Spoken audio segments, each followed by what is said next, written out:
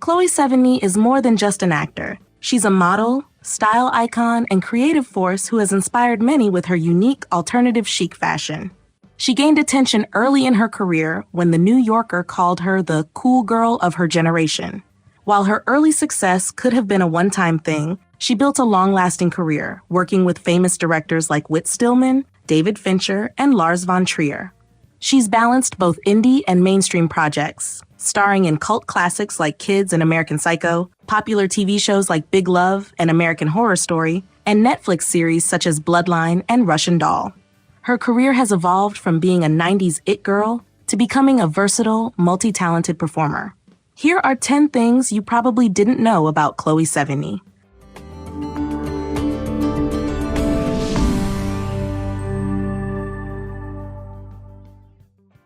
She was discovered in New York City when she was a teen.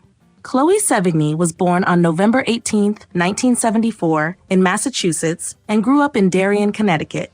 She had early dreams of becoming an actor and even went to a theater camp as a child. However, during her teenage years, she lost focus on that goal and became more interested in just relaxing and smoking pot. Her parents weren't strict, letting her spend weekends alone in New York City, which would eventually lead to her big break. At 17, while standing on 6th Avenue in Manhattan, she was spotted by an editor from Sassy magazine who admired her unique style and asked her to model. This modeling job led to an internship and more opportunities. One of these was appearing in Sonic Youth's 1992 music video for Sugar Cane, followed by another music video for the Lemonheads in 1993. These experiences eventually opened the door to her film career. Her role in Kids shaped her as an actor. In 1995, Chloe Sevigny got her first film role in the controversial movie Kids, where she played Jenny, a teenager in New York City who contracted HIV after losing her virginity.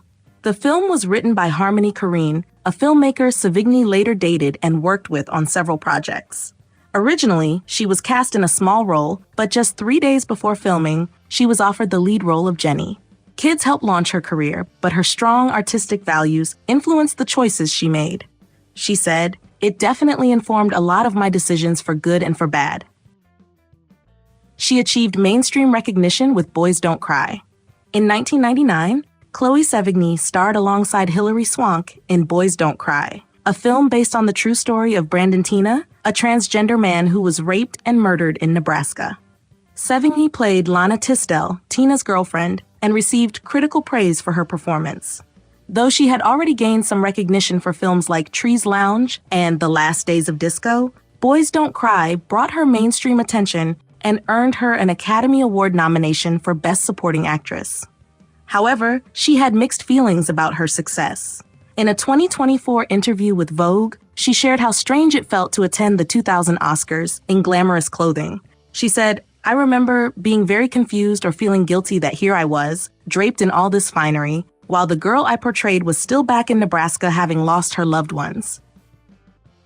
She played a Mormon on Big Love, but she grew up Catholic. From 2006 to 2011, Chloe Sevigny played Nicolette Nikki Grant on HBO's Big Love, a show about a Mormon polygamist family. She starred alongside Jean Tripplehorn and Jennifer Goodwin as one of the 3 wives of Bill Henriksen, played by Bill Paxton. Despite playing a devout sister wife on the show, Sevigny was raised Catholic and still connects to her faith. In an interview with The Talks, she talked about how the religious imagery in church had a strong emotional impact on her as a child. "I remember very much the iconography and the images and the statues in church were very emotional for me. Just the power of that, and even still, just seeing prayer card, what that image can evoke." Even as an adult, she remains connected to her Catholic roots, telling ID Magazine in 2014, "I go to Mass. I'm really into Pope Francis right now. I just bought a t-shirt that says, 'I heart Pope Francis' beside a heart." She made her directorial debut with 2016's Kitty.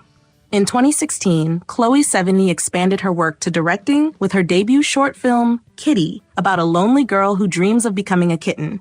Sevigny had been selective about directing, turning down previous offers for fashion or music videos. She wanted her first project to be something special, explaining that Kitty was a pure gesture of her creativity. The story resonated with her personally as she related to the girl's desire to be something different.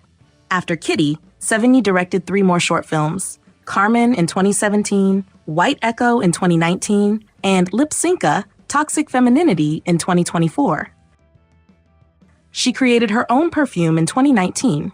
In 2019, Chloe Sevigny teamed up with Regime de Fleur to create her own perfume called Little Flower.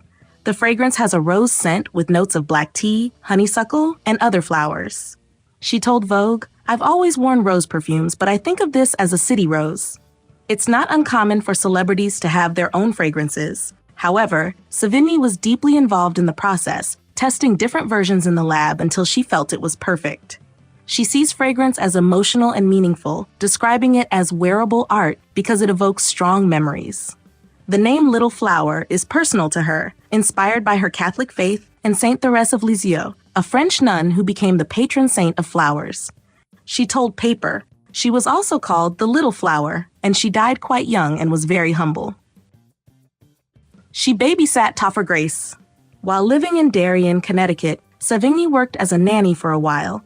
She reportedly looked after Topher Grace, who is known for That 70s Show. Grace told SiriusXM's The Jess Cagle Show, "I had a huge crush on her when she was my babysitter. I remember whenever she turned her back, I would blow kisses to her, but only when she wasn't looking at me." She had a ghost encounter. Chloe Sevigny and a boyfriend once spent the night at the house in Massachusetts, where Lizzie Borden is believed to have killed her father and stepmother in 1892.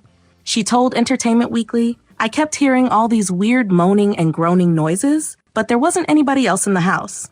It was terrifying. It was pretty early, and my then-boyfriend was like, I have to leave." The eerie experience inspired Sevigny to produce and star in Lizzie, the 2018 film reimagining the infamous crime. She married gallerist Sinisha Machkovich in 2020. Chloe Sevigny has mostly kept her romantic life private, despite dating director Harmony Korine, musician Jarvis Cocker, and briefly being linked to actor Jason Segel. However, she has been open about her love story with Croatian gallerist Sinisha Machkovich. The couple met through friends in the art world and instantly connected. Sevigny was impressed by Machkovich's boldness when he confidently approached her at a later event.